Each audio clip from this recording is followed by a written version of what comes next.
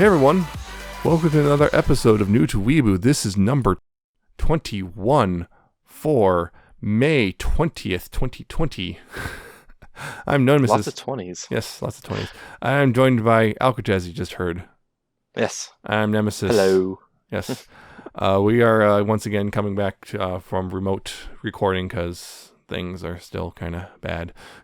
Yep. Although some people are really trying to pretend it's not bad, unfortunately. Bury our heads in the sand and pretend everything is fine and then get mad when you're told it's not. Yep, pretty much. But yeah, once again, we're once done talking about some anime stuff. An old anime, of course. We said this last time. A couple things did happen in the world of anime, I guess. One thing, which is Promare, they did announce a collector's edition for the U.S. release. And what was it? It came with, it comes with the soundtrack and a couple other things. I can't remember. Special box. Yep. I think like some art as well. Mm-hmm. Art. There was like if I remember correctly, there was a book as well, like an art book or something. Yeah, that's that's the usual thing. Actually, weirdly enough, Love Live, they announced the apparently the name of the new character that you are as you in the game. Because there's a whole thing that you're playing a character in the game who's also going to be in the anime, and they finally announced the character's name because it was a fan poll. Because initially she was just called Anada, because that's Japanese for you, as in hey you, that sort of thing. Yeah. And now her name is Yu Takasaki. Yu Takasaki. There it is. Takasaki. Yeah. Yeah. So you expect spelled Y-U-U. So it's like I'm starting to suspect some Western fans got into the poll and made sure that kept alive, kept that whole U thing alive. Mm-hmm. Of course, it's also extra confusing because there's a character in Sunshine called You, except hers is, well, it tends to be spelled Y-O-U, which makes things really confusing when you're reading about her. Are you... Exactly. Don't go down that road. It's not going to be a fun time.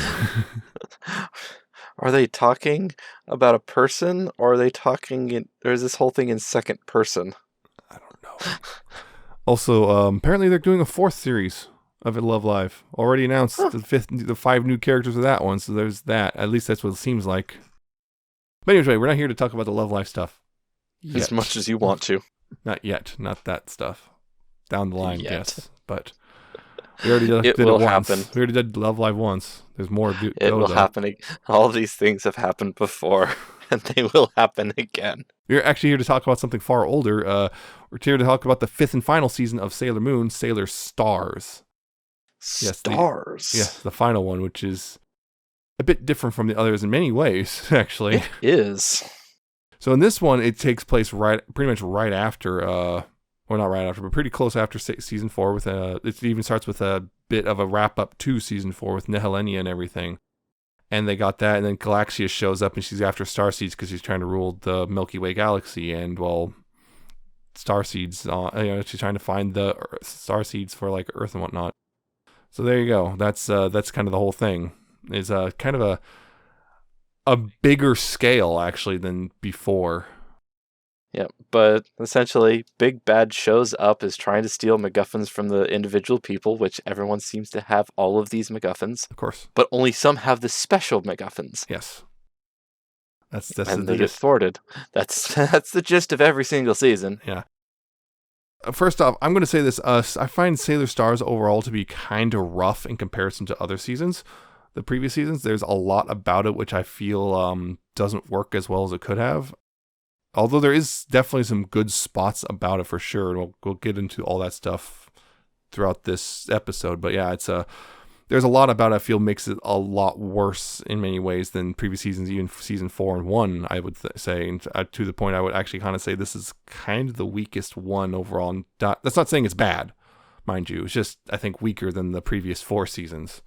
Interesting. I'm definitely curious to hear what you'll have to say about those, the reasons why, because there was a lot of good to it. I will say that. I did enjoy watching this one. It was different than things. Yeah. Definitely in places. Some things I'm not certain about. It's just I don't know. But I did like a lot of the different aspects about it. It did change things up in some ways than other seasons did. Like, again, like one of my biggest issues with, early season one and such, where everything was pretty much the same. Every episode is the same.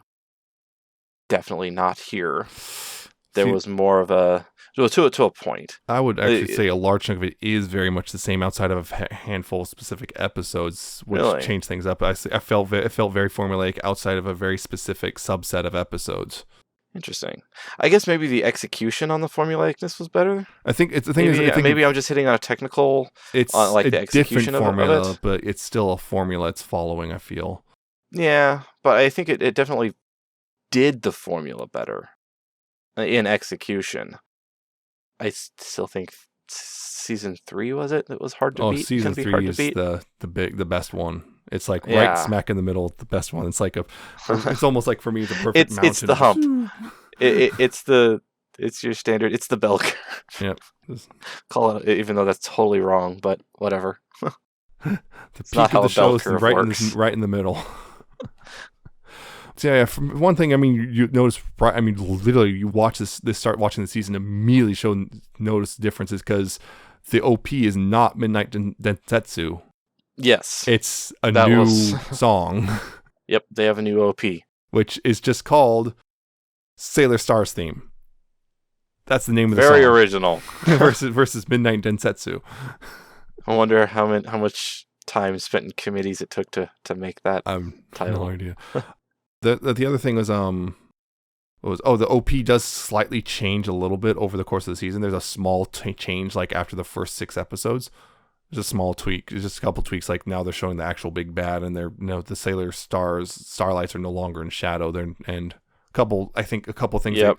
They tweaked or improved the animation a little bit. Like you remember the OP, the bit where we're seeing like the Moon Kingdom being undestroyed, and like whatever. There's that little bit in the OP, is like you see that like a whole bunch of stuff flying, like a whole bunch of debris flying in the air, and then just undestroys, and then you see the Moon Kingdom.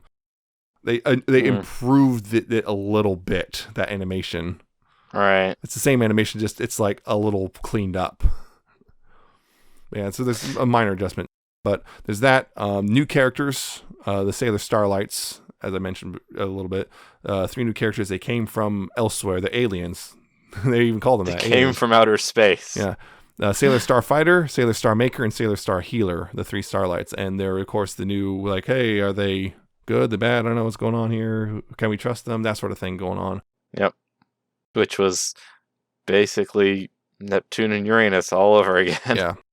This is also different because this season continues the story from this previous season, which they didn't really do before. Yeah. The return of Nehelenia at the beginning for the first 6 episodes, and the stars kind of serves as an epilogue to the previous season, also a prologue to the new season. So Yep, it's a kind of it was nice to have that transition thing instead of just a sudden old is old, new is new. Now we have the new. Yeah, that was really, I think that was some of the best episodes of the season were those first 6. Honestly, it's a very strong start for the season, and that's so because I remember okay, to be honest, going into this, I knew a lot of people said Sailor Stars is kind of bad. Yeah, and I was like, I don't I how's it went bad? blind. This is great. And then I kind of started watching the rest of it and go, okay, I can see why people don't really like this one so much anymore. Okay, but and also this is also another thing where I think the last 7 or so episodes are really fantastic because they kind of, okay, we're going to get to the final battle thing and we're just going to go full bore all the way until the end again. It's kind of funny you said final 7 because I've been watching them 3 at a time. Yeah. 3 a day. I get to one of the days I watch 3, and then it would leave me with 4 left. I finished that 3rd one and went, nope. Keep We're going. We're just going to go through the other 4. Those last 7 got watched in one shot. Yeah, I did that when I first watched it. This time It's like I'm not waiting a day to figure out what else is going to happen here. That's what happened the first time. I was like, okay, I can't just stop here. I got to keep going, even though it's like 3 a.m. I got to keep watching it. But this time it's like I've since already watched. It's like, okay, I don't need I can just stop and wait because I already know. But yeah, there's that, and there's a couple things about it that I really liked about this season. I think again, I really liked about this season. There's some stuff I think the humor's really on point this season. A lot of the jokes just land really well, and I think a lot of the facial expressions work out really well too. There's a lot of new ones in this where they kind of just really just goof off a little bit with this one. Yeah, that is one thing that I did notice. There was a lot of that I absolutely loved. Yeah. I just pulled one up that I had to screenshot. I sent it to you. Oh. What's that? 8 days ago? Yeah, that one. I saw that. It was just like, what? Oh, right. But It was great. getting back to the Starlights, I kind of got myself derailed. But yeah, the Starlights. They're okay. They're also kind of they're civilian, I guess, identities. You got us. They're also the same surname, Ko, which is likely they're not related. Apparently, that's just because it translates to light. So Starlights. Yeah. But you got Seiya, Taiki, and Yaten. Yep. Or Yaten, yeah. Anyway, try. Yaten. Yeah, those three. They show up, and they're also the Three Lights band who performs. Pop stars. Yeah, pop stars. They perform amongst many other things they do. Yes, many then because they're celebrity idols, so of course they're doing stuff like starring in movies and TV shows and commercials and all that stuff. Doing all those things because that's what they do. Yep. Yeah, so they're new things, and then you got the new villain after Nehelenia. We'll get back to that stuff because I really want to talk about a little bit about the prologue stuff in depth. But the new villain Galaxia is she showing up and trying to grab star seeds because they will help her control the galaxy, I guess. Yep. It's not clear why specifically, but sure. Other than, I guess, because it looks like the star seeds tend to be attached, or the ones that are permanent tend to be attached to Starlight Guardians. So if you control those, you control the Guardians. Thus, you control the... Okay, I guess there, I just explained it out to myself. Yep. Okay, yep. But yeah, Galaxia shows up, and she's after the star seeds and stuff, and she has her minions, including, let's see, the first one was a mouse theme, but I can't remember her name exactly. So it was a mouse, though. It was a mouse thing. Yeah. Let's see, you got her, you got Aluminum Siren, Lead Crow, and Tin Nyanko. I just gotta find out. Like remember, Iron Mouse. That's what metals. it was. Yeah, they're all metals. Iron Mouse. Yes. At least in the anime, apparently. There's more in the manga, of course. Of course. Yeah, and so they're trying to steal the star seeds, and they're going around and they keep finding people. Do you have the star seed? And every single time the star seed is exposed, it's like immediately just kind of dulls, and they turn into a weird corrupted Sailor Guardian. Yeah, called a phage. Yeah, phage. Yeah, but they're like it's sailor sailor director, sailor whatever. Just whatever they were as a person. Yeah, it's some weird corrupted monstrous version of a Sailor Guardian. Just huh. Interesting. So when everyone's a Sailor Guardian. Because that was the whole thing. It's like, what there's because Usagi's whole thing is like, well, they're Sailor Guardians. We should help them. Like our enemies are Sailor Guardians. Yeah. Yeah. So it's kind of interesting. They're like, the bad guys are Sailor Guardians this time, but that's kind of new. That's new. It's new and different. Yeah, but they still kind of behave the same as all the other baddies, which is we got the generals and the main bad guy, and yep. Yeah, sometimes same formula through the entire series. Yep, still going after some random person, and then gotta save them. So this time they can't just kill the monster because the monsters are actual people, so they have to. And that's the whole thing. We see that the Starlights are like, once they're monsters, there's nothing you can do. And until Sailor Moon proved him wrong. And Sailor Moon's like, I'm gonna save them, and that's when she gets her. Yeah. How about I do anyway? Yeah, gets the new wand and everything, and she's able to save them because that wasn't sometimes a thing. Yeah. Well, some sort of is. It's a weird thing how Sailor Moon works. Yeah. It's magic. We don't have to explain it. Yeah. So, but yeah. She got a new power that she could actually undo the phage and turn the starseed back to normal, and it fixed them. Yep, fix things. There's a lot there I'll get into a little bit later, but there's about how fixing this corruption and the Sailor Guardians and all that stuff. Yeah, and of course they win and whatnot. Sailor Galaxia is defeated and all that in a big whole thing, and Sailor Moon is all like, I'm not going to fight you. She's doing very much the ultimate pacifist route. Yeah, super pacifist. She put all her points in charisma. Charisma's not a dumb stat.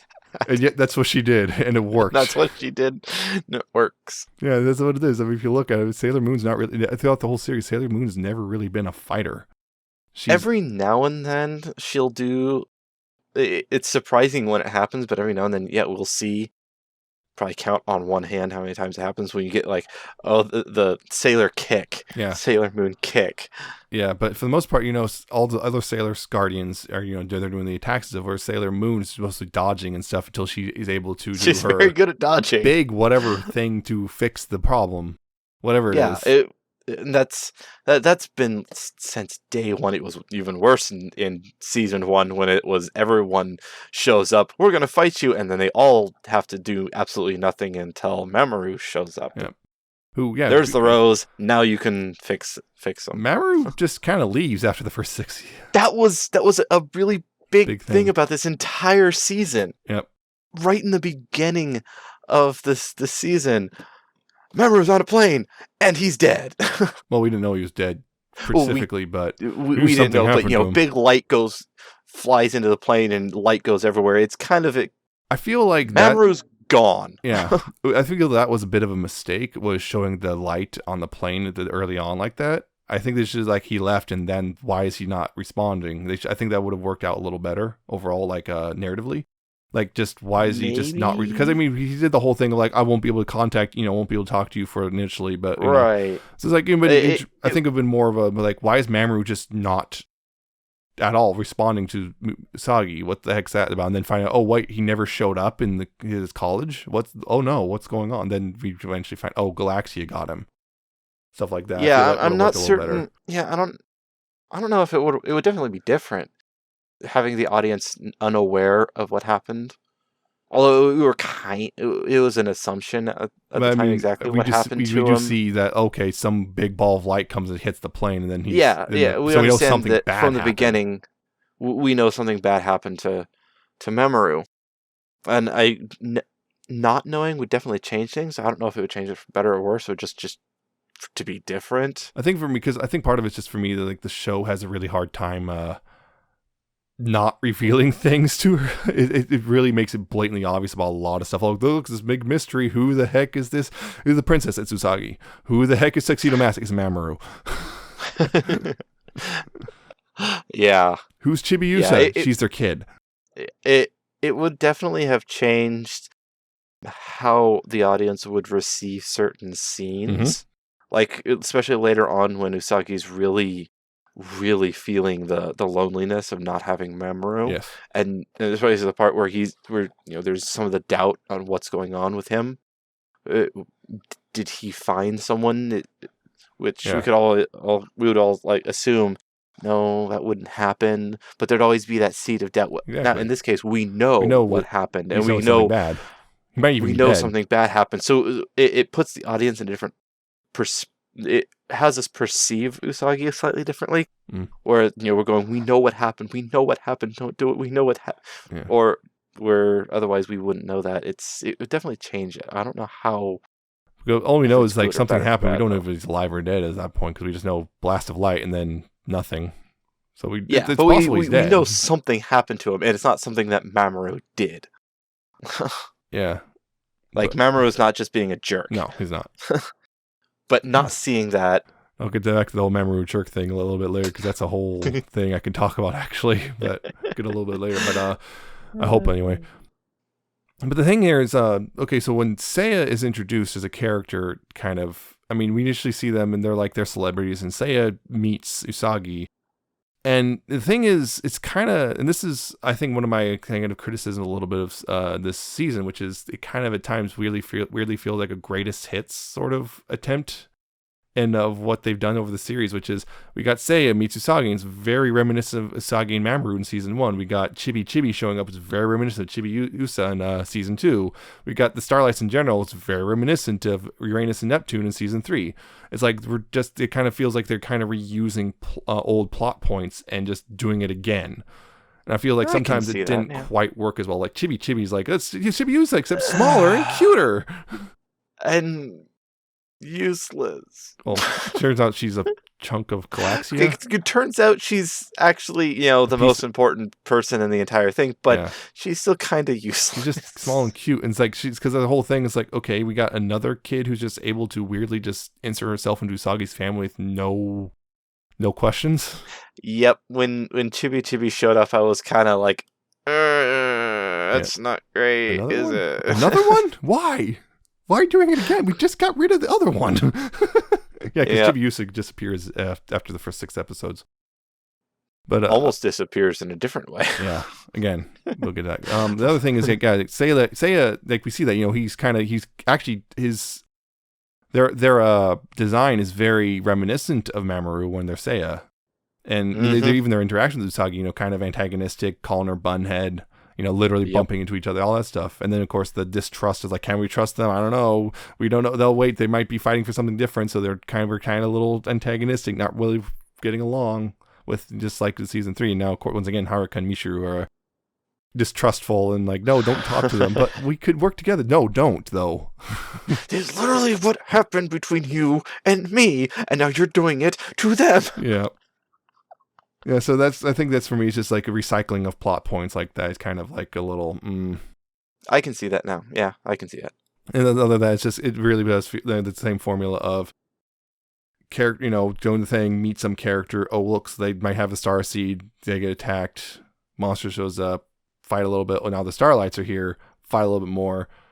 Then we get the healing, and then back to normal. And yeah, it's the same. It's once again the formula for the most part. And you get the big bad showing up and then going bye. And it gets a little too heated. Bye now. That was something a little bit different in this one, just slightly. That I did kind of find funny. How they just left. Yep, just bye. A lot of times they would show up and it was like, nope, I'm out. And there was a couple times throughout it where they were showing frustration or just boredom at them showing up or doing their transformations, which particularly Iron Mouse. It's kind of been like, hey, oh yeah, hey, why aren't you listening to me? Or going through the transformation sequence and just wait.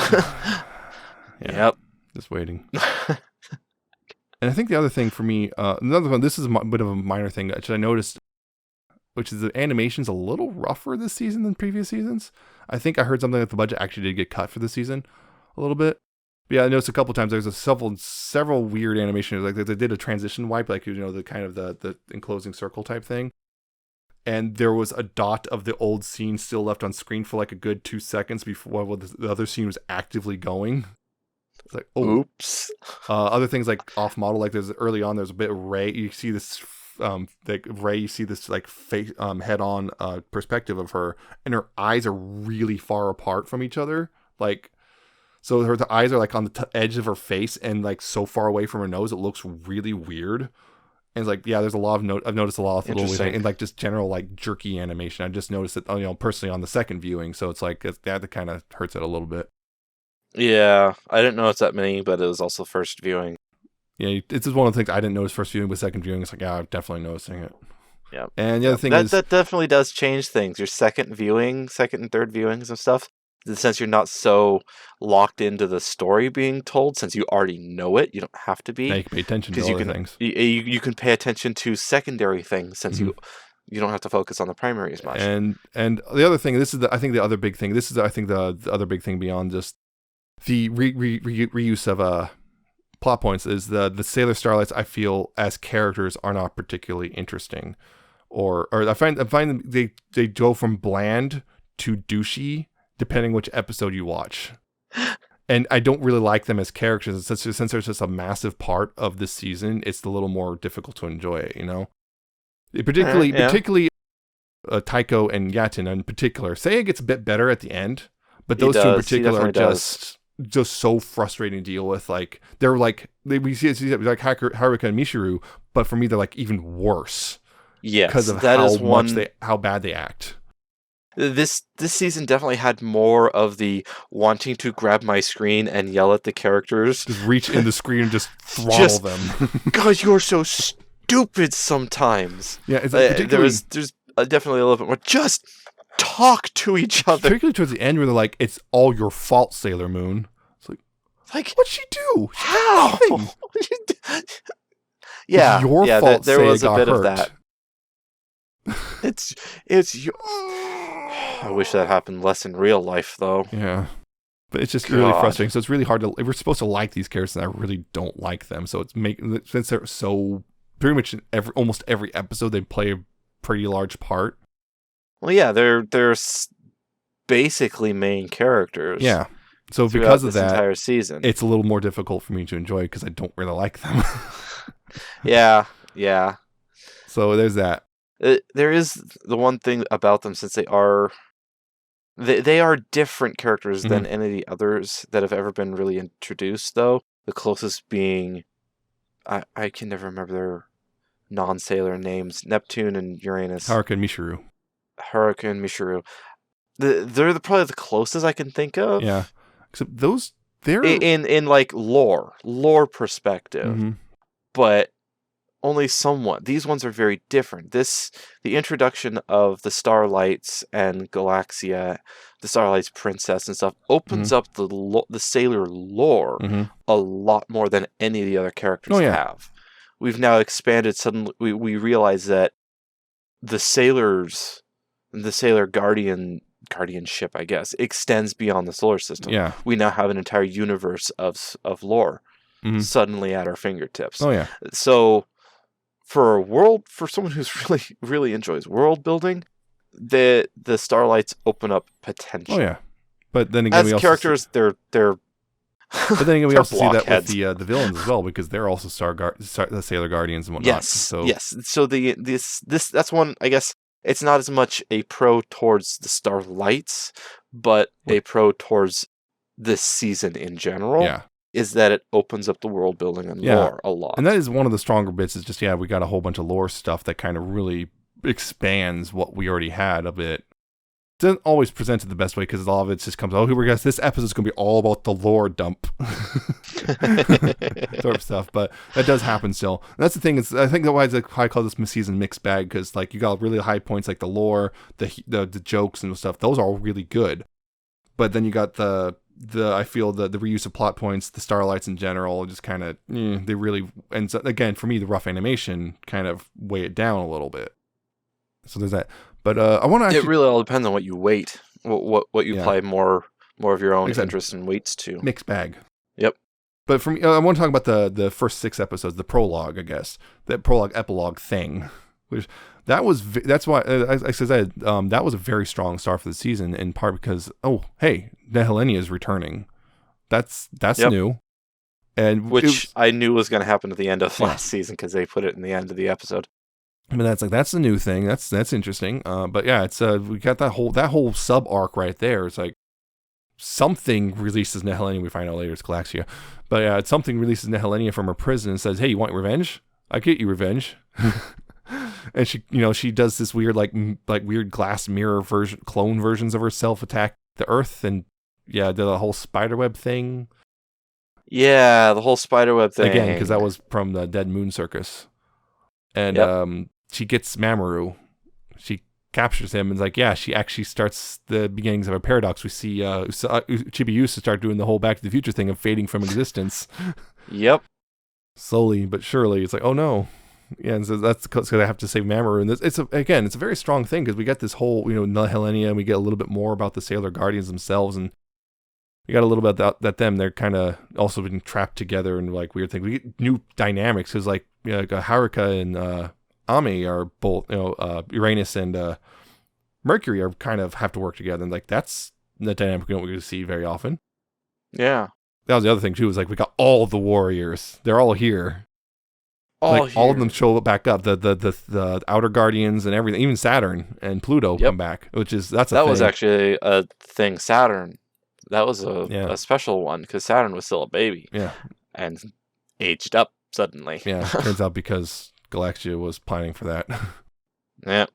But that's the weird thing is like because in season 3, the Outer Guardians are pretty much out of the picture. Pluto sacrificed herself, Saturn's a baby, and Uranus and Neptune just went off doing whatever lesbian things they were doing. Which that's a whole story in of itself.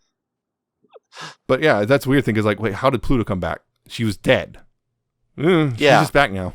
Don't worry about it. She's back. She beat Don't death. Think about it. Or something. She beat death. She did. Oh no, I was just time. She cheated and time some manipulated sort of again. time thing. Yeah. She time manipulated again. It's like, oh yeah, I'm totally dead. Yep, wait, I'm totally dead. And stop time, bail out of the explosion again. Nope. And Saturn's like, okay, yeah, she Uh, just not a baby anymore. That's a weird thing. It's like they just kind of take her from her dad. like, I'm gonna take you now. Oh, okay. And that's the other thing. She called it was Haruka Papa and Mishuru Mama. Just in case All right. you weren't aware of Haruka and Mishuru's relationship yet.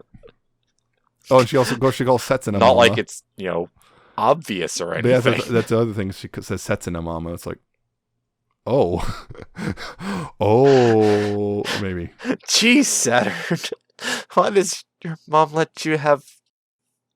But yeah, so that's the thing. They're back, and the thing was, I found this out later, was Uranus and Neptune, is that originally one of the Sailor Moon movies was going to focus heavily on those two, and that was the initial thing. But then they kind of changed tracks at some point, and there was a lot of the ideas were dropped, and they got a different movie entirely. But a lot of the ideas from that were used for a Revolutionary Girl Utina movie. Oh, Yeah. isn't that on our list of things to eventually watch? We want to watch that, yes. It's all on YouTube. And yeah, that's something. I've heard a lot about that. Yeah. So that whole thing. But yeah, you got this. The prologue is really, I think, really interesting just because of a lot of the stuff they did, and they're bringing it back. And now Helena going from you retrapped to kind of getting her redemption moment, I guess. Getting her own redemption of sorts. Get a second chance. A literal second chance to kind of redo things. Exploring her as a character more. It's like more than just, the vanity and whatnot, the eternal youth was because she felt like that's all she had, and having no friends and everything, and she's just freaking out because she's trying to get a reaction that's not pity, and she keeps getting pity and sympathy rather than look at me with those eyes. Yeah, why aren't you angry? Hate me. Yep. Also, she getting upset because my little bit of revenge didn't work. She's still alive. Yeah, I feel like that was a very, very strong epilogue thing. Yeah, it definitely was. It almost felt like its own little mini season. Yeah, it was really strong, and but yeah, it's ends with Chibiusa just leaving. She leaves off screen, but yeah, she's gone. She goes back. She went back home. Yeah, so it's like, yep, she's gone for the rest of the season, and she just like one brief cameo at the very end. And Usagi's a little delusion at the final few episodes, but yeah. And then Mamoru is he goes on a plane to America, and yeah. So he's out of the season. So no Tuxedo Mask, which is weird. Of course, then you have that bit with Seiya, kind of, Tuxedo Mask, you back? No. It's just yeah, Seiya. there was at the very, very, very end. Mm-hmm. That was an interesting one, because, like you said, they were definitely been playing up the similarity thing between those two. Mm-hmm. It was interesting how they sort out that yeah, Seiya had him walking into the schoolroom and seeing the thing on the desk and holding the rose in his hand before he goes up to the roof. Yep. So it wasn't like he suddenly pulled the rose out of nowhere, which wouldn't have been too far out of the realm of possibility for the show to have done. So I do like that they had a proper lead up to him having a rose in the first place. Yeah, because Seiya clearly develops a love of Usagi. They clearly love Usagi. It's pretty obvious. Usagi doesn't reciprocate, although there was clearly a couple times she almost gave in. There's clearly a couple times, but she perseveres. Like, no, I got Mamoru. I have Mamoru. Yeah. Which is also where the whole doubt of why hasn't Mamoru responded comes in. It's like, what happened to him? He hasn't responded. Did he find someone else or something bad happened? Usagi, that's like, it's a temptation. Yep. Her last temptation.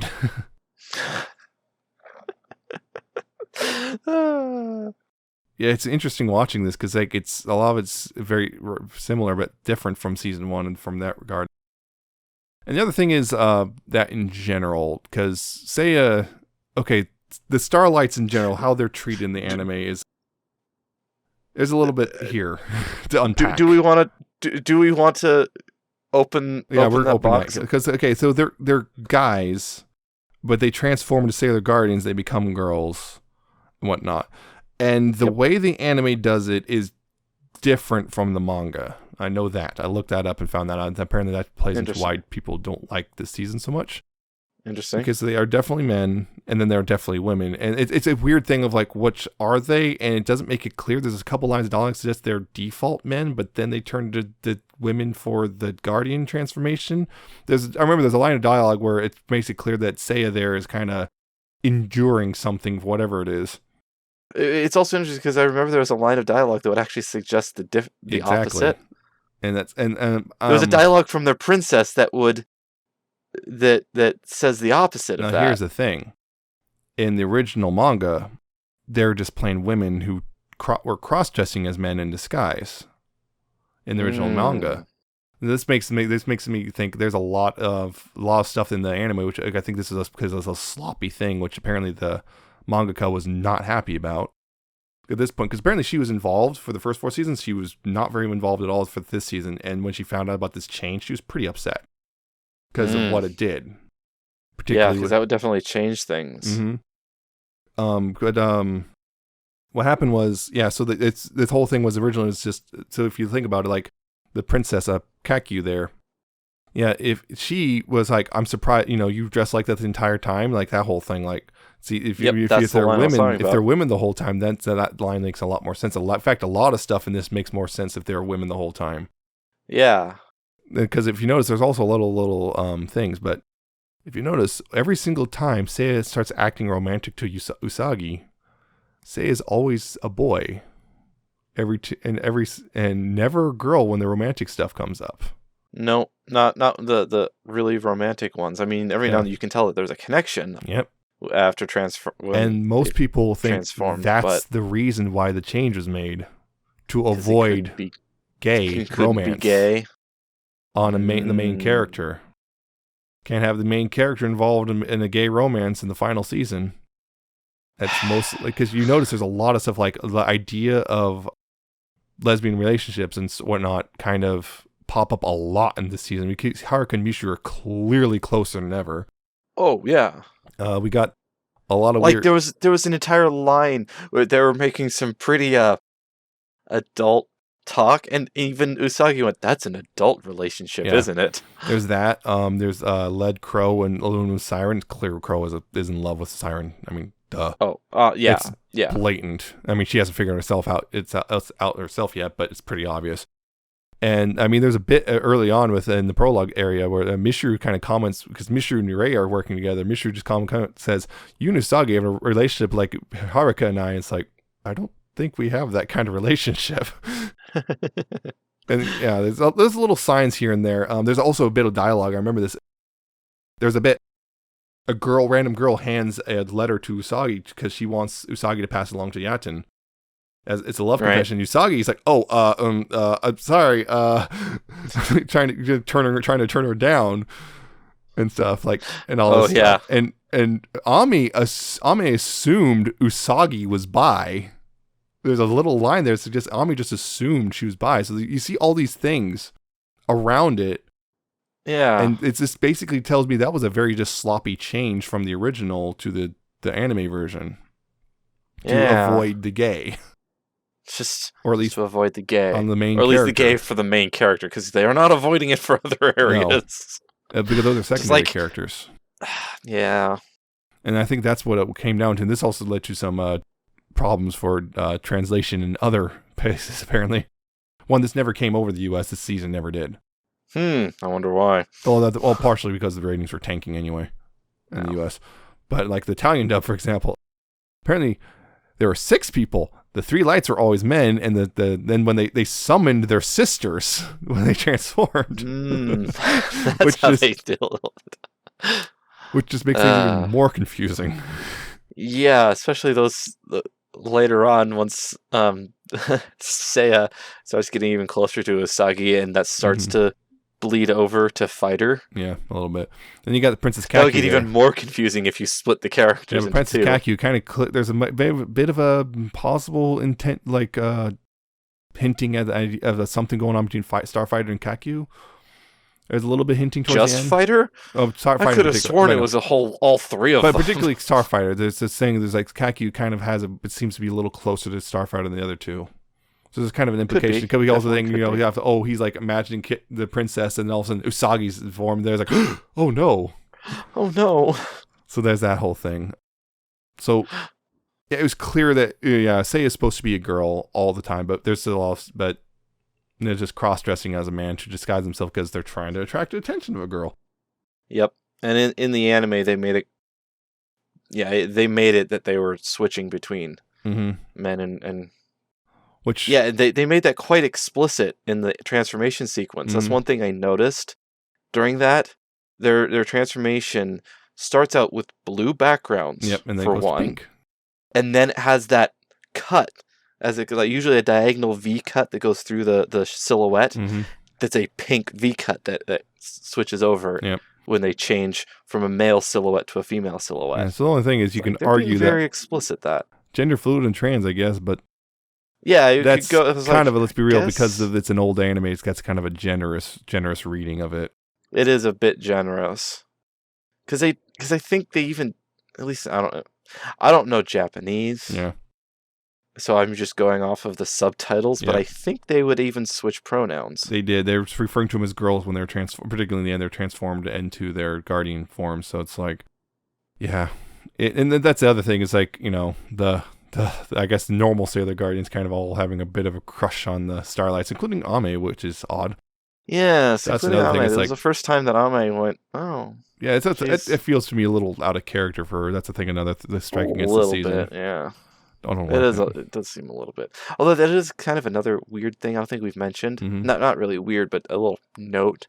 Even through season 1, it's not all the time, but it tends to be between transformed and non-transformed. They always refer to each other as the present name. So if they're all transformed, they'll use their sailor names, but if they aren't, then they'll use their non-sailor names. It doesn't happen all the time. Sometimes they do, in some circumstances, use a different name. Like, I think there's been a couple times when Sailor Moon's transformed into Sailor Moon, but they will still say Usagi. Yeah. Not often. It's usually when something's gone very bad. I think apparently the manga is kind of implied when they transform, they're actually also being... like the spirit of the original version of the Sailor Guardian was kind of there, I think, or something. That was the implication in the manga. That's why. So they're actually it's almost as they are actually another person entirely. That was apparently, I think. I'm not sure. Interesting. At least in the original manga. I'm not entirely sure about that, so don't quote me on that. Yeah. Yeah, but it is something I've noticed since season 1 is that, they'll call each other their non-sailor names, then transform and immediately they're using their sailor names. Yeah. Oh, we're using our made-up names. I'm Spider-Man. Yeah. Yeah, and the other thing about the Starlights, I just remembered that they are, they have very different outfits. They're very black, almost leathery looking. Yes, blacks, almost skin tight, very scantily clad leather. Don't think much. Yeah, but also the attacks, because one of them has a whip. Yeah, the attack. You got Sailor Starfighters. Their attack names. Let me say the whole thing. Star Sirius Laser, and then you got also Sensitive Inferno, and the worst attack name ever, Star Gentle Uterus. Every single time that comes up, I crack up because what the heck is that? Gentle Uterus. I think I told you about this way back. I didn't actually tell you the name. I just said there's something in the later seasons that makes me crack up. It's not supposed to be funny, but it's hilarious. I think I remember you saying that. And yeah, this is it. Every time. The first time you have it, I went, what? And then every time it makes me crack up. It's just... What? I remember I remember the first time I had to rewind. Did I read and hear that right? Yes. Yeah, yes, I did. Because they say it in English, too. All of their names, their attack names, are said in English. So it's not like a weird mistranslation. That's literally what they said. Yeah. That's great. Yeah. It's the best worst. It is the best attack, and it is also the worst attack. Exactly. Yeah. You thought Oak Evolution was weird. Yeah. Oh no. I was like every single time you brought up how weird, like, oh, you have no idea. You have no idea. I am like a little baby. Like Sirius Laser is like, okay, yes, it's a laser that is very serious. Sensitive Inferno is a little weird, but Sensitive Inferno. A little weird, but okay. But Gentle Uterus. Gentle Uterus. I don't know how threatening that is, Uh, but whatever. Yeah, and then you got the final set of episodes. I mean, by this point, we're got Galaxia showing up actually in person for once, rather than just sitting in her chair doing nothing. Because that's what the big bad always did. They just sit there doing they nothing always for do. most of the, They sit there and wave their hands over their orb. Oh, and then wait, no, that was threatening the Caesar. underlings when they keep underperforming. Yep. And in this case, just kind of, and that's the thing is we notice like what happens is that's an interesting little thing I liked, which is a Galaxia. She can take the star seed like, oh, if you serve me, I can make you so you still stick around. So they get a bracelet, and they Galaxia keeps the star seed, but now they get to continue existing. But the second she pulls off the bracelets, they're gone. They fade. So there's that, and there's those final few episodes we get that she shows up. I mean, the princess shows up, and for a while I actually thought Chibi Chibi was like the princess because the red hair. And Yeah, I think that was the idea. yeah. Was you're supposed to think that because it's so obvious. Oh wait, wow, that's So not obvious. what it was. So who the heck's Chibi no. Chibi? You're like the whole Who thing. the Like, who heck is this? So there's the princess. There's Chibi Chibi. This is a Rhoda seemed to. Oh, that was the other thing. Was the Starlights were just willing to threaten a child. That's another thing that really hurt them. It's like, Yeah. wow. It's like, wow. She's like 3. What is wrong with you? Yeah, they are not the brightest stars in the sky. Galaxia actually shows up in person every single time. It's all freaking because they can't do crap to her. They attack and nothing happens. She just shrugs it off. Either blast it back at them with a wave of her hand, or just takes it and does nothing. She's amused. Yep. She's not. It's not even just kind of. She's not like looking at them with scorn like in the Helene or anything. She's just kind of amused by it all. She even says the plan is very interesting. Something like that. Yep. She finds this plan is so interesting, but like, it's like it reminded me a lot of Thanos in the MCU actually, a bit.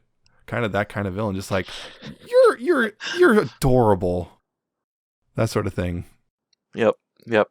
Yeah, she just shrugs it all off. I mean, the princess there gets taken out by her, and there's no problems. Yep.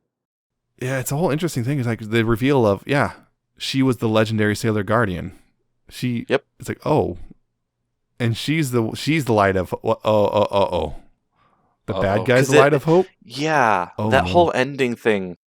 They were kind of leaning towards Usagi. Yeah. Sailor Moon is the light of hope with Yeah. her, super really bright star seed. She's the light of hope. Nope. Oh, and Then nope. It's me. It was me. oh no. And then it turns out actually way back when Galaxia realized, oh crap, this isn't because whole thing was she sealed away the chaos.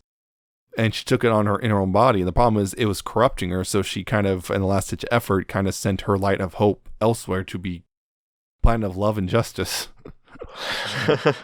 And Usagi finds Chibi Chibi, and that's Chibi Chibi is apparently that chunk of Galaxia, and all of a sudden then Chibi Chibi turns to a sword.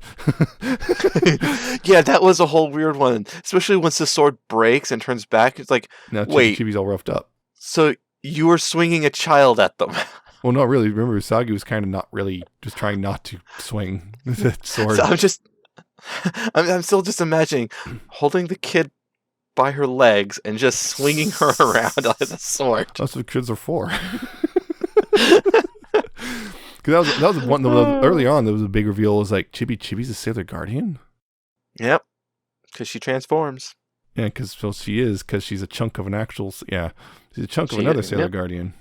Part of Sailor Galaxia. And that's the thing was like this whole thing is like take this sword and fight Galaxia, and she's like no, can't, don't have to. And Usagi's whole thing is I don't want to fight.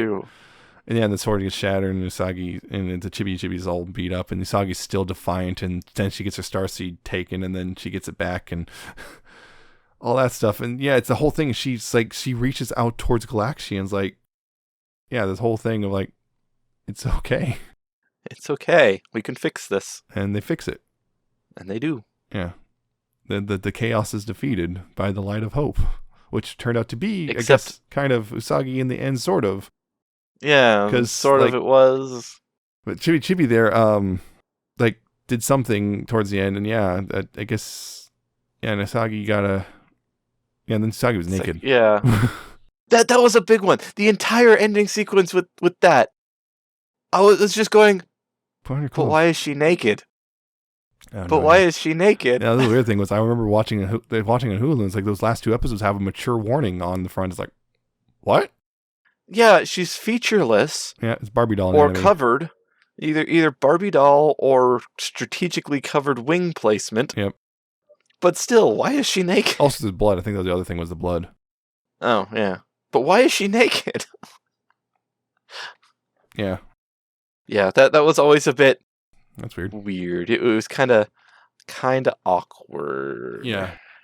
So yeah, it's a very strong ending. I think the only thing was I feel like the second to last episode got a little goofy with how many times Usagi and Seiya kept jumping in front of each other to save the other. It's like, okay, we're getting a little too much here. Can we? But the other big thing was like, okay, we got the sailor, the inner senshi, the inner guardians, kind of all just right off the bat, just oh, geez, that whole gone. scene, yeah. Because they're protecting, those things that they're, are precious to them. And then you got the outer guardians show up, and then she makes an offer. Hey, work for me. And Uranus and Neptune take up. First Uranus does, and it's like, yeah. And then Neptune's like, what the hell? And Uranus just looks at her and kind of says something, and Neptune's like, oh, okay, yeah. And it's like, I'll do anything if it means I can be with you. Yeah. That's what it was. Yep. And so they join Galaxia, and it's like, what are you doing? Turns out, and then they take out, or try to take out. They take out Saturn and Pluto. Yeah. Who it looks like at the very end that Saturn and Pluto figure out what they were up to. Yeah, they didn't say it. They said, "Oh, they are being serious," but yeah, but the look on their face, like, realized. "Oh, I just forget what you're doing." Yeah, because they're fighting their own way. Yeah, and the thing was like, then turns out the whole thing was they're planning on using those bracelets, which they thought could take star seeds, and they're planning to use them on Galaxia. And they tried. And turns out Galaxia doesn't have one. Yeah, because it's actually Chibi Chibi. it is Chibi Chibi. Yeah. Yep. That whole thing. So that was actually kind of a whoa. What? Wait. They're not going to stay evil. They're doing something, aren't they? I mean, I saw them in the facial back. They're up to something, and yeah. And that was a really touching moment too when you got Haruka and Mishuru like reaching out to each other. Oh yeah, that last one when they reach out and fade out. I just want to feel you. Yep. And they're able to hold hands at the end. Man. Yeah. That was. Why they always got to kill our gays? They came back. They did. They got better. Yep, got better. Yeah, and so Usagi redeems Galaxia, but Galaxia's a little scared at first. But what about the chaos? Like, yeah, it's going to be in all of us. We just gotta deal with it. Yep. And yeah, so everyone comes back, which we see everyone come back, which I guess would imply everyone, like literally everyone comes back. I guess, including possibly Lead Crow and Aluminum Siren and all them. I would hope so. I want Lead Crow to be happy. I would assume so, because they were they disappeared in the same way everyone else did. They were sailors. They got their starseed taken, but we were given bracelets to be maintained, and they just lost their bracelets, so they disappeared. Yep. Just like Uranus and Neptune, and yeah. So I would assume they come back as well. Yeah. Also, the thing was Lead Crow is tsundere. It was. Like, so redhead, of course, she's a redhead, and she's tsundere for Aluminum Siren. But yeah, the other thing was at the very beginning of the season, we got that when Mamoru leaves, he gives a ring to Usagi. Oh, that's the ring. He was super loaded. Like, this is a proposal. This is, they don't say it, but like... This is a proposal. Kind of young. Yeah. But I guess there was a bit earlier, a little bit different for those two. There was also a bit earlier where Usagi was like bragging about the fact she can get married now. Yeah, because she's a freshman according to U.S. Well, she's first year. That's a sophomore. First year. Oh yeah, so sophomore. Yeah. She's because their high schools are 3. Yeah, by the end of it, she's 16. Yeah, the end of it, which apparently is that is old enough to get married. Although you probably need your parents, but hey. And the situation with Mamoru and Usagi is a little bit different than anyone else. Yeah, it's still kind of a little thing. That's the weird thing. The way the shows present you, sometimes just forget that's the case. Because it's just their age gap's like pretty large. Yep. Even that one time they lampshaded it. Yep.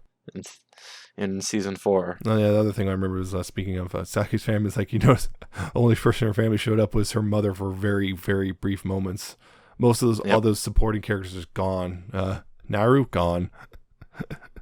Yeah, she's been like always a victim in every season. Umino gone. This one wasn't. Usagi's dad gone, Gray's grandpa gone. Yeah, all these supporting characters just don't really show up by this point. It's just they're not important anymore.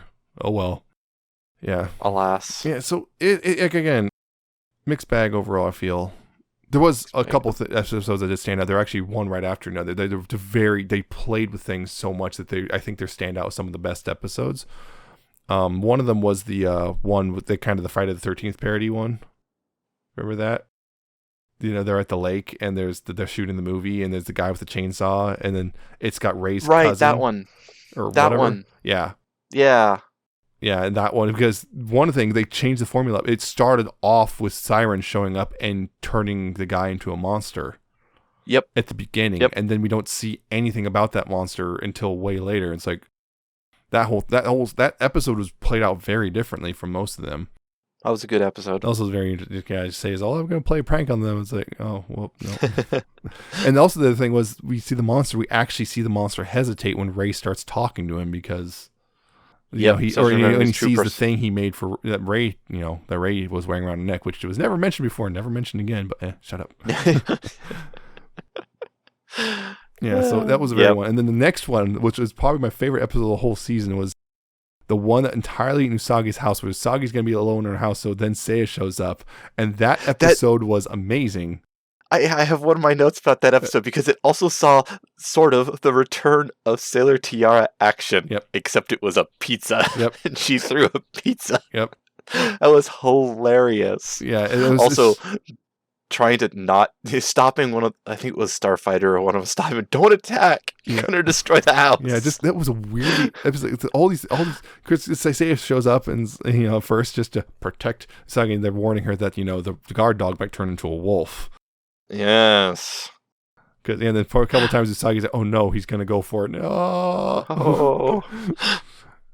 But yeah, then like the rest of the Sailor Guardians show up, and the Inner Guardians show up, and then the Starlights, and then the outer two, then Mishuru and Haruka. Yeah, the whole gang in one house. Yep. I thought this house was a lot bigger. Yep. And they transform on they're standing on the table and it's like, rude. Oh, sorry. Rude. Or the time, when Sailor Moon walked through the hall and knocked the stuff off the counter, like crap. With her wings, yeah. She's now She's now Eternal Sailor Moon. That was the thing. Don't forget to mention that. Because now she got a new form with different, got the wings and everything, which initially she was doing, she couldn't hold it because she needed everyone else to contribute power to her to do it, and then she was able to do it just fine after the prologue. So yeah, she's Eternal Sailor Moon. She's got a new swan, got a new look, everything. The wings knocking stuff off. I also like the little attention to detail there when she's doing her little poses, telling she's gonna punish them, everything. When she's swinging around, you can hear something breaking when she swings around, even though you can't see it. Yep. Those are the before that her trying to find a place to transform, because at that point they didn't know each other's identities yet. Yep. And each other. Wait, nope. And the other thing was just like this random TV crew just shows up to film. He's like, what? Yeah. And the monster even was just really weird, and then he just had this thing where it's like, oh, the whole. The fight with the monster too, it was great because they all got into an argument with each other. Yep. All the Starfighters and the Sailors were all arguing with each other, and the monster's like, but what about me? And then one of the, was it Ray or one of them just went enough and just kind of batted him away, and that was the opportunity that Starfighter had. And then he didn't even say beautiful at the end like the rest of them do, because they had a new thing. He didn't say beautiful. He just like, what was it? Thank you for eating with us or something like that. Something like that. It's like, oh yeah. So that episode was very different. I liked it. That one was a lot of fun. Yeah. Beyond that, I'm trying to think. There's probably a lot of other things I could probably talk about. There's one other thing that I wanted to bring up near the end. Yeah. One of the very last episodes. Mm. Usagi's daydream or whatnot. Mm-hmm. There when she gets hit. Oh right. And she sees everyone, and everyone says, it's all okay, it's all over. I had some pretty strong recollections of everyone standing around her going, congratulations! I think kind of predates like that. This episode I know, that. It's like... not by much, but it does, I believe. It's like, I'm getting some vibes of that here. Oh, but yeah, the ending, though, that was actually really... brought back, Midnight Densetsu. Yes, I noticed that one. They brought that back. I was like, oh, hey! Even had a little thing. It's the end. At the end, it's like The end. The end.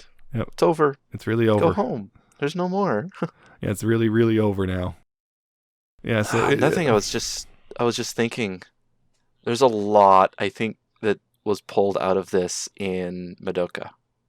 Well, yeah. I'm just now realizing this. Yeah. Having now that you have context. I know. Well, not just that, but that Madoka is a deconstruction of the magical girl, which this is basically the source of the magical girl of this style. Mm-hmm. But even more details in Madoka, their souls are put into those little gems. Yep. Just like this, that look very Starseeds. similar in ways to the Starseed. And the witches are the sailors when the Starseed's been corrupted, like the phages. Yep. It's like, I wonder if this is the season they got a lot of their ideas for that from. A little bit, yeah. Yeah. Magical genre in general owes a lot to Sailor Moon. Yeah. One other thing I did notice was it's very early on. There's a bit. I think the episode where the Starlights show up at the school for the first time. They're brand new students transferred in. There's a bit before they show up where like they're all in their various clubs and they're kind of getting used to the fact they're in high school now. They're doing all that stuff, and Ami's in a computer club and whatnot. They're because apparently she's going to like some English like because she understands English, and the guy's like, someone's helping her, and like it's supposed to be like some formula or something. Right? I can't remember what it was. Supposed to be like some formula or computation for something he was trying for, like astronomy project or something he was doing. Right. I remember I saw the printout. I saw it. I'm like, wait a minute, that doesn't look like a formula. I backed up and paused it, and I'm like, that is definitely not a formula. I looked at it, like, trying to remember what it was. I know exactly what. You know what it was? What? It was the printout was the lyrics to Danger Zone.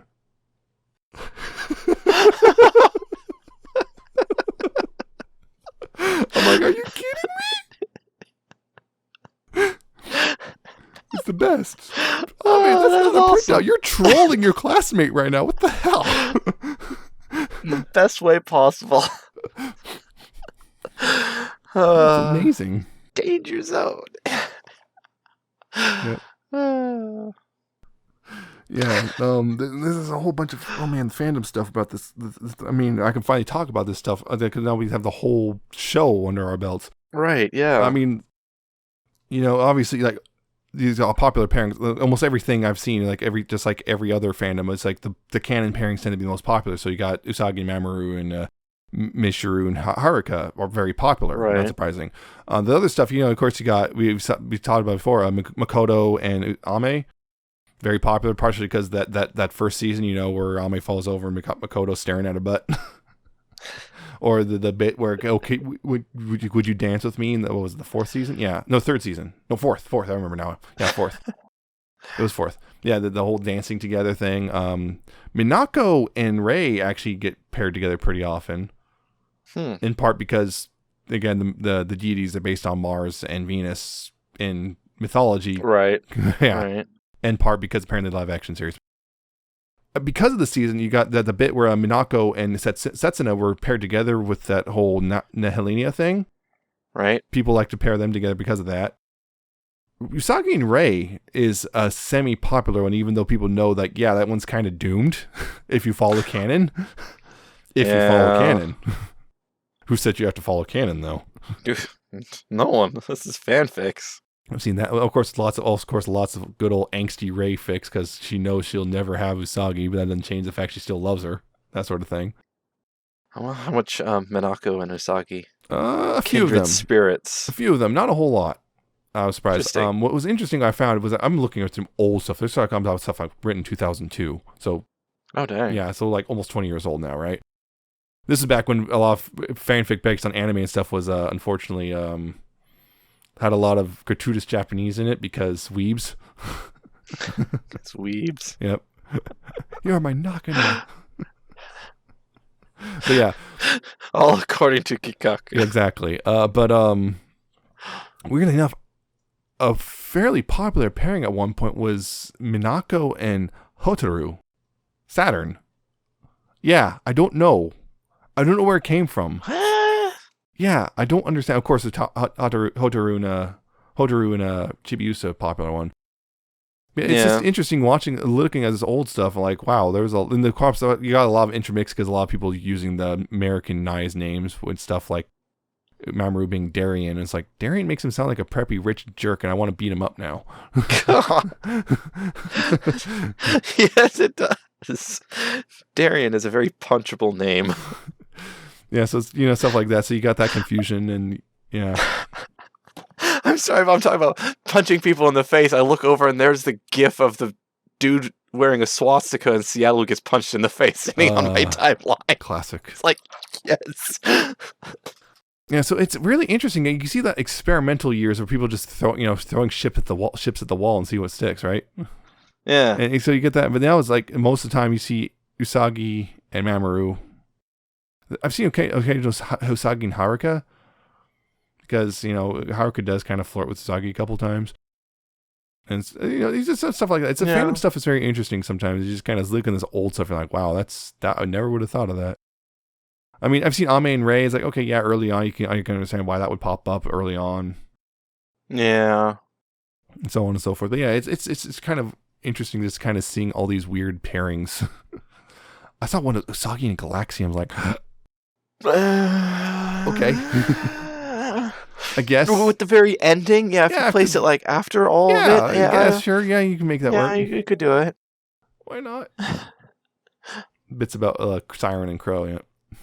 Oh, well, yeah. Yeah. Siren was an interesting character. Yeah. Very, very airheaded. At times, and sometimes suddenly not. Yeah. Crow's greatest rival. I'm just here to make sure that my rival is performing at her best. Right. You're looking out for her because you don't want her to mess up. You don't want her to get in trouble. Yep. Yeah, there's just some of the fandom stuff that's just fascinating. But nowadays, it's like I've noticed because of Crystal, but a lot of it kind of goes to the generals from the first season now, the Guardians and those people. I can't remember what they're calling the kings, the 4 kings of hell. There's a lot there. I mean, there's a lot. Can't cover everything about the freaking fandom because that's a lot of stuff to cover. That is a lot of stuff to cover. Especially for a franchise that's this old. Yep, nearing 30 years now. I believe it's at 28 years old now. It's almost as old as I am. Yep, it's an old franchise. But yeah, just rest in the fact that we'll never be as old as you are. Oh. Only because you age at the same rate. Yeah. Well, at least Transformers will always be older than I am. Yeah. But yeah, it's a very interesting. And yeah, the fandom in general is just there's a lot there, and it's still going strong. Many years later, I mean, they're about to release another movie. I mean, that was a big thing with like them just teasing stuff about the new Sailor Moon Eternal movie or whatever, which apparently I think is going to cover some of this season. Oh, hey, now I know where they got the name. Although, because it's Crystal. Eternal. Because it's Crystal, well, it's likely going to be more faithful to the manga, so that's going to be a thing.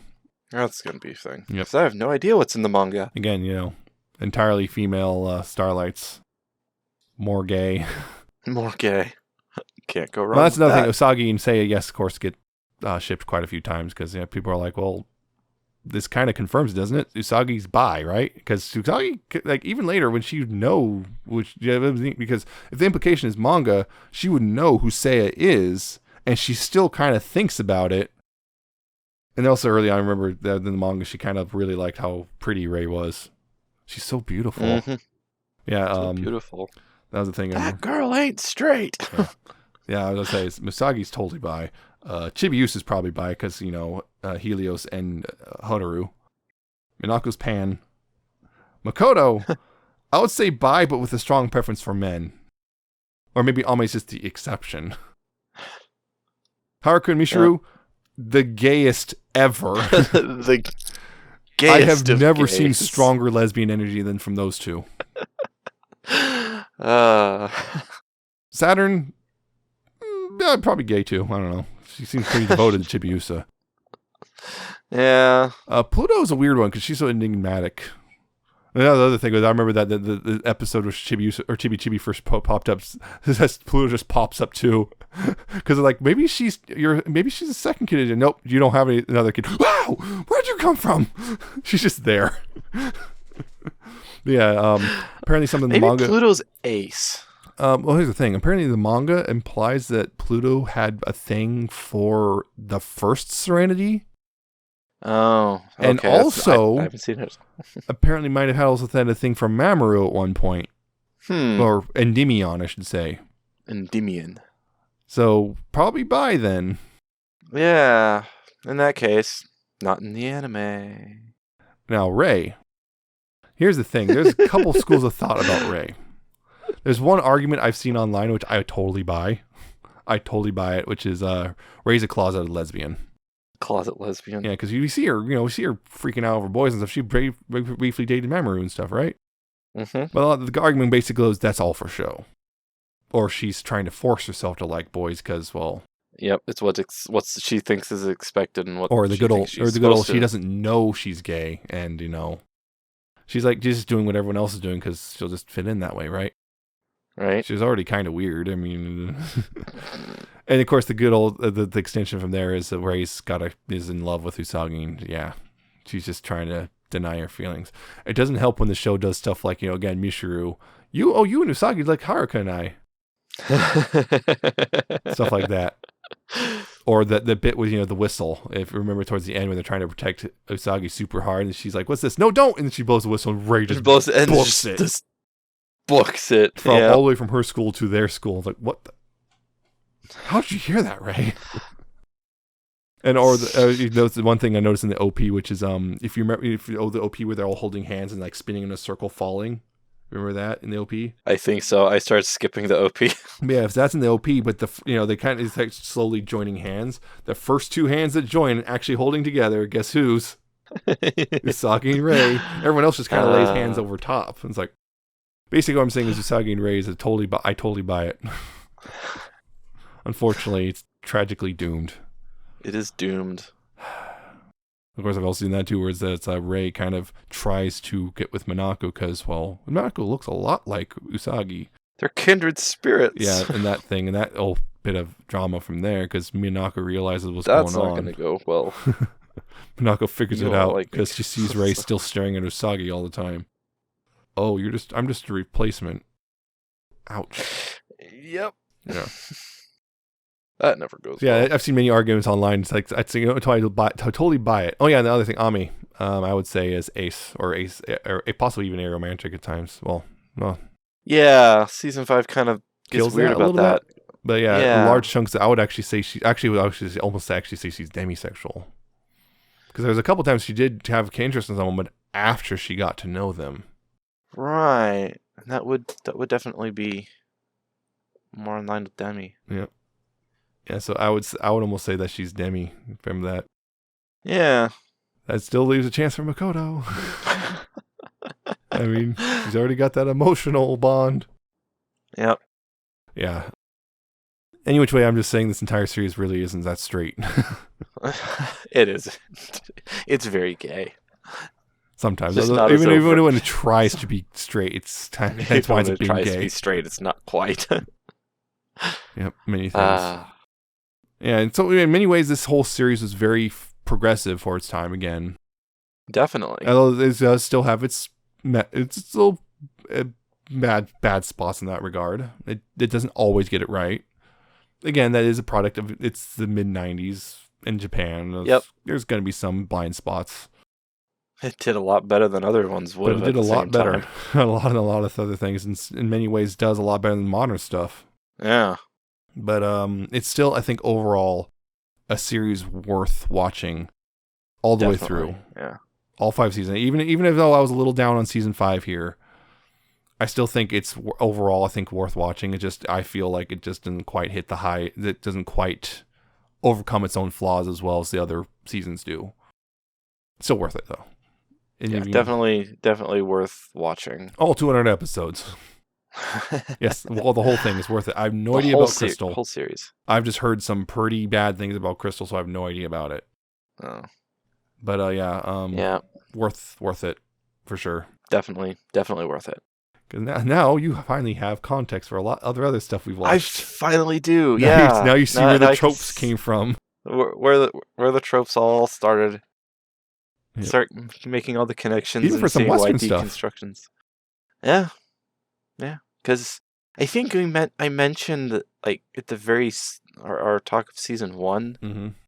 how that it's an important Yes. anime. Yes. Even if you don't like it, it's still important. Yes. And I think it's a very likable, even with its roughness. It's rough sometimes, yes. It's sometimes formulaic, and especially with like season 1. But there is some weird, like, some stuff like just kind of never comes up again. Like, remember early on, Sailor Moon is able to cry really loud and cause a weird sonic shockwave thing, and that never really happened again. thankfully. Yeah, stuff like that. Although she did it one more time. Look how hard I can cry. God, I Yeah. love that meme. That one, yeah. It's some weird stuff early on. Sometimes I feel like towards the end, it almost feels like they kind of wish they didn't railroad themselves into Usagi and Mamoru destined to be together forever type thing. There's sometimes it really feels like they didn't want to railroad that, or I guess the mangaka, she didn't want to do. I don't know.